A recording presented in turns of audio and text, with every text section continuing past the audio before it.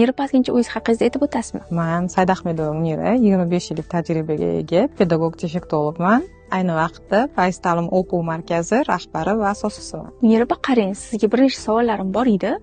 Birinchi savolim bu, mani bolam bor, maktabda o'qiydi, uni qo'shimcha darslarga bermoqchiman. Shu charchab qolmasmikin deb o'ylanib turibman. Xo'p, avvalambor men gapimni Benjamin Franklinning gaplari bilan boshlamoqchiman. Cho'ntagingdagi pulni bilimga sarflasang, uni hech qachon hech kim tortib ola olmaydi. Bu savolingizni juda ham ko'p ota-onalar bu savol bilan murojaat qilishadi. Qo'shimcha darslarga bersam, bolam charchab qolmaydimi? Lekin qo'shimcha darslarga bermasam ham bolam telefondan yoki kompyuter o'yinlaridan boshini ko'tarmaydi. Savolga oddiy javob berishga harakat qilaylik. Bola o'smirlik davrga kelib, o'ziga juda ham ko'p informatsiyalarni olgisi keladi. Aql shunaqa shakllangan. Ular informatsiya olgisi keladi, lekin shu informatsiyani salbiy yoki ijobiy informatsiyalarni singdirish bu bizning vazifamizga kiradi. Agar biz bolaga ijobiy informatsiyalarni singdirmasak, bola albatta salbiy informatsiyalarni baribir o'ziga oladi. Shuning uchun aytamanki, kelinglar bolalarni o'sha kompyuter o'yinlari, telefonga emas, o'sha aqliy rivojlanishiga